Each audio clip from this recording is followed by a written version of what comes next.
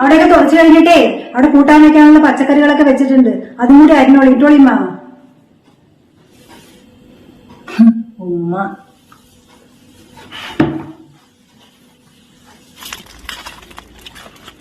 ഇവിടെ അങ്ങനെ പുല്ലാണല്ലോ. ഇതൊക്കെ വലിക്കാണ്ടിരുന്നാൽ ശരിയാവില്ല. ടിവിയിലൊക്കെ കണ്ടില്ലേ ന്യൂസ്? തലയാണിന്റെ അടിയിലും ബെഡിന്റെ അടിയിലൊക്കെ പാമ്പ് കയറി എന്ന് പറഞ്ഞിട്ട്. ഉമ്മാനെ അത്യാവശ്യമായിട്ട് ഇങ്ങോട്ട് വിളിപ്പിക്കണം.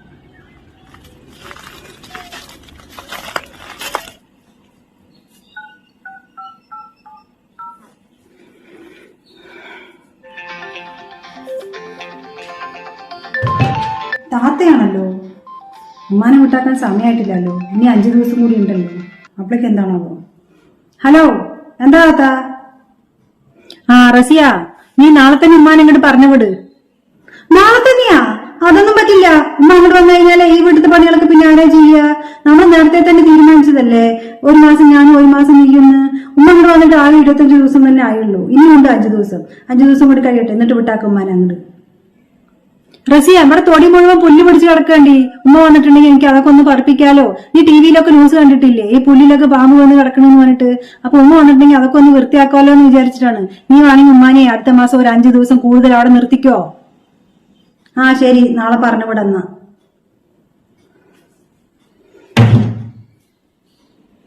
വല്ലാത്ത സാധനം തന്നെ. 5 ദിവസം അടുത്ത മാസം കൂടുതൽ നിർത്തിക്കോ എന്ന് പറഞ്ഞപ്പോ അവൾ സമ്മതിച്ചു.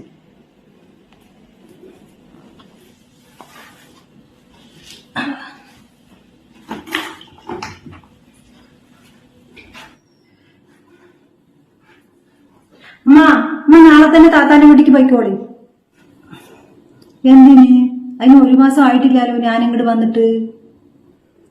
എനിക്കൊന്നും അറിയില്ല. താത്ത നിങ്ങൾ അങ്ങോട്ട് വിട്ടാക്കാൻ പറഞ്ഞു. എന്തായാലും നിങ്ങൾ നാളെ തന്നെ പോയിക്കോളി. അല്ലെങ്കിൽ പിന്നെ ഞാനൊരാവശ്യം പറഞ്ഞു കഴിഞ്ഞാലേ പിന്നെ താത്ത നിങ്ങൾ അങ്ങോട്ട് വിട്ടാക്കില്ല. അതുകൊണ്ട് നാളെ തന്നെ പോയിക്കോളി.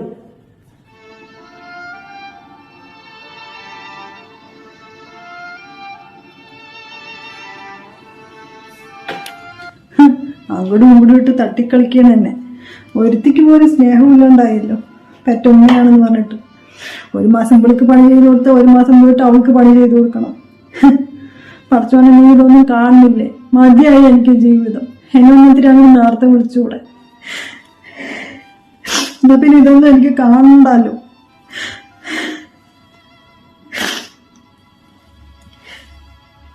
പെറ്റുമ്മയാണെന്ന് പറഞ്ഞിട്ടുള്ള സ്നേഹം പോലും ഇല്ല.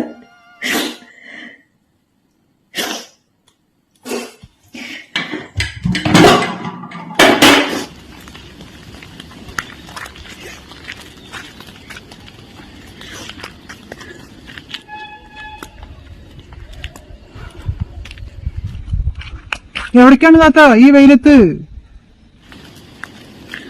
ബഷീറെ, ഞാനിതാ എന്റെ മൂത്ത മകളുടെ വീട്ടിക്ക് പോവുകയാണേ. അല്ല, എന്താ നിങ്ങൾക്ക് അറിയാണ്? ഒന്നുമില്ല. എന്താ താത്ത, കാര്യം പറയേ. നിങ്ങൾക്ക് തീരെ വയ്യാലോ. എന്താ പ്രശ്നം? ഉണ്ടായിരുന്ന വീടും സ്ഥലമൊക്കെ 2 പേർക്കും കൂടി വീതിച്ചു കൊടുത്തു ബഷീറെ. ഇനിയിപ്പോ എന്റെ ആവശ്യമൊന്നും അവർക്ക് ഇല്ലല്ലോ. 2 പേരുടെ വീട്ടിൽ മാറി മാറി നിൽക്കേനെ. ഒരാളുടെ വീട്ടിൽ 1 മാസം പോയി നിൽക്കും, വേറെ ആളുടെ വീട്ടിൽ 1 മാസം പോയി നിൽക്കും. അവിടെ പണിയൊക്കെ ചെയ്ത് ഇങ്ങനെ ജീവിക്കേനെ. മരിക്കും വരെ ജീവിക്കണ്ടേ, വേറെ വഴിയില്ലല്ലോ. 2 പെൺമക്കളായപ്പോൾ ഒരുപാട് സന്തോഷിച്ചതാണ് ബഷീറെ. വയസ്സാം കാലത്ത് ആരെങ്കിലൊക്കെ നോക്കുമല്ലോ എന്ന് വിചാരിച്ചു.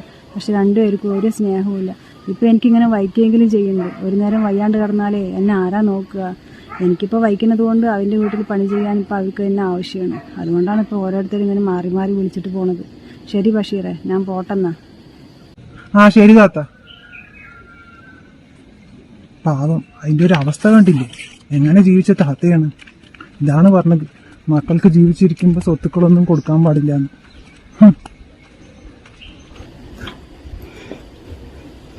എന്താ ഇത്ര നേരമായിട്ട് ഉമ്മാനെ കാണാത്തത്?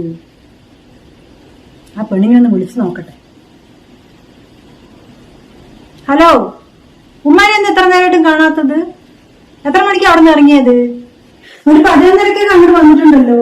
എത്തേണ്ട സമയമൊക്കെ കഴിഞ്ഞല്ലോ. അങ്ങനെയാണെങ്കിൽ ഈ സമയത്ത് ആകുമ്പോഴേക്കും അവിടെ എത്തേണ്ടതാണല്ലോ.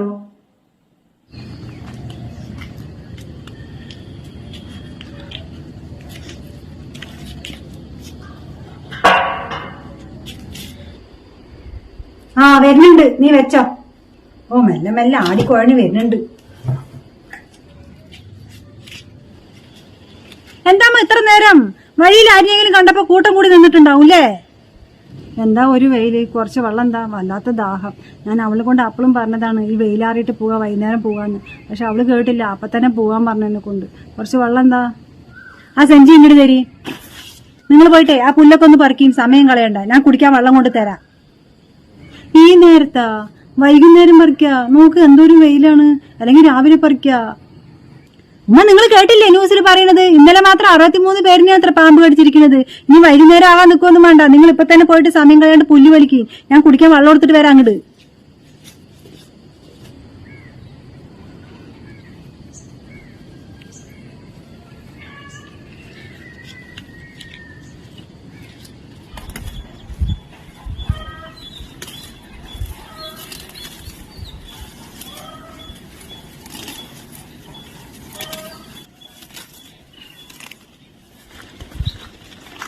എന്നാ വെള്ളം.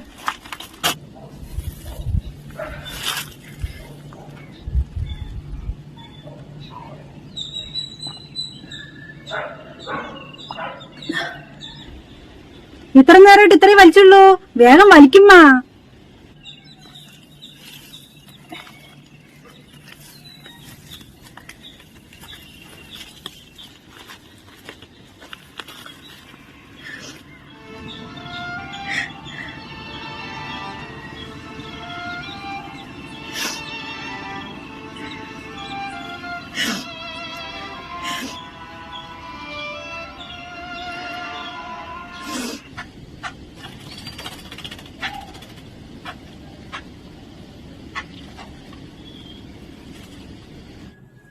ഉമ്മ, മതി കടന്നത്. അവിടെ എന്തൊക്കെ പണികൾ നടക്കണ്? എണീക്ക്. നസിയെ, ഇത്തിരി ഫാൻ ഇട്ടതാടി. ഓ, ഇപ്പൊ ഫാൻ ഇടാനാണ്. എന്താ കറണ്ട് ബില്ല് വന്നിരിക്കണെന്ന് അറിയോ ഈ മാസം? നോക്കി, ഞാനും കൂടി വിയർത്ത് നടക്കണം. എന്നിട്ട് ഞാൻ ഫാൻ ഇടുന്നുണ്ടോ? രാത്രി ഇടാ ഫാനൊക്കെ, അല്ലെങ്കിൽ തന്നെ കറണ്ട് ബില്ല് കൂടുതലാണ്. മതി, നിങ്ങൾ എണീക്ക്. അവിടെ നിറയെ പണിയുണ്ട്.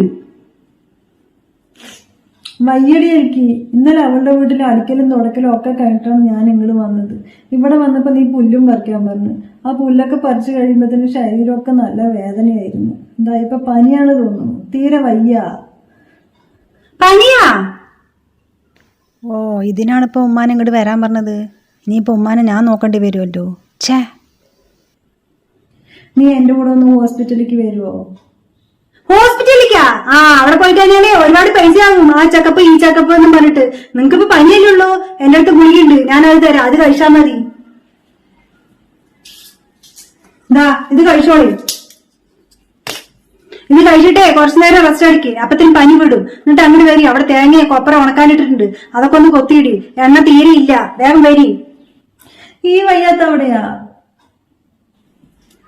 എന്റെ അമ്മ, ഒരു പനി തന്നെയല്ലേ, അത് വേഗം മാറും. കുഴപ്പമൊന്നുമില്ല. ഇപ്പൊ ഗുളിക കഴിക്കണ്ടല്ലോ, കുറച്ചു നേരം കഴിഞ്ഞാൽ അത് മാറും. എന്നിട്ട് വേഗം അങ്ങോട്ട് വരി. അവിടെ തേങ്ങ കൊപ്പറയൊക്കെ ഉണക്കാനിട്ടിട്ടുണ്ട്, അതൊക്കെ ഒന്ന് കൊത്തിയിടി. വെളിച്ചെണ്ണ തീരെ ഇല്ല. വേഗം അങ്ങ് വരി.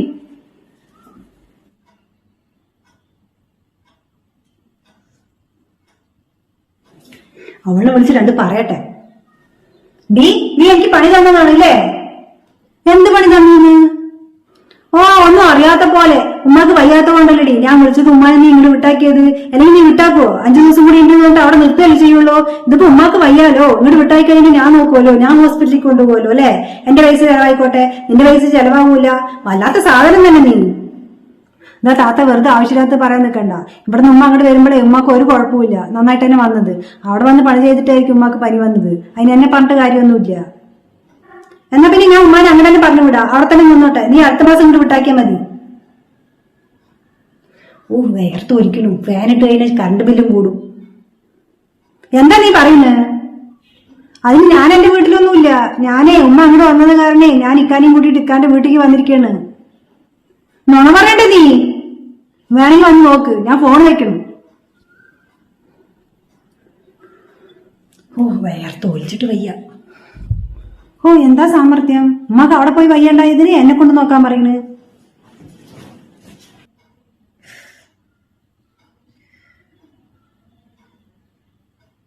താത്ത, നിങ്ങൾ ഒന്നും കൊണ്ടും പേടിക്കണ്ട.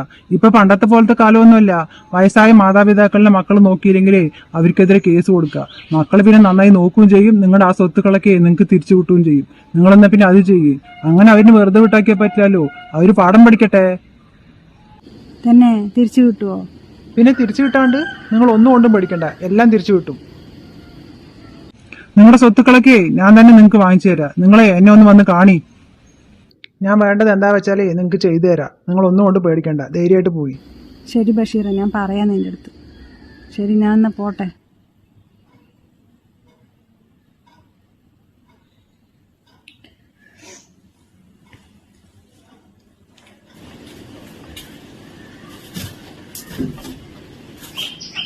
താത്ത അറിഞ്ഞാ? ആ, ഞാൻ നിന്നെ വിളിക്കാൻ നിൽക്കായിരുന്നു. ഉമ്മ നിന്റെ പേരിലും കേസ് കൊടുത്താ? ആ താത്ത, അപ്പൊ താത്താന്റെ പേരിലും കൊടുത്താ? ഞാൻ വിചാരിച്ചു എനിക്ക് മാത്രമാണ് വന്നത് എന്ന്. അപ്പൊ താത്താക്കും ഉണ്ടല്ലേ? ഞാനിപ്പോ ഉമ്മാനെ കാണാൻ വേണ്ടി വന്നതാണ് ഇങ്ങോട്ട്. ഉമ്മ അവിടെ ഇല്ലേ? ഉമ്മ അവിടെ ഇല്ല. ഉമ്മ മൂത്തുമാന്റെ വീട്ടിലാണെന്ന് കേട്ടത്.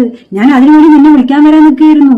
നമുക്ക് രണ്ടുപേരും കൂടി പോയിട്ടേ ഉമ്മാനെ ഇങ്ങോട്ട് കൂട്ടിയിട്ട് വരാം. ഇനി നമ്മൾ ഉമ്മാനെ നോക്കിയില്ലെങ്കിലേ നമ്മുടെ ഈ വളിഞ്ഞ മുഖ ടിവിയിൽ ന്യൂസിലൊക്കെ ഇങ്ങനെ നിറഞ്ഞു നിൽക്കും. പിന്നെ ആൾക്കാരൊക്കെ കാണും. പിന്നെ നാട്ടിലിറങ്ങി നടക്കാൻ പറ്റുമോ?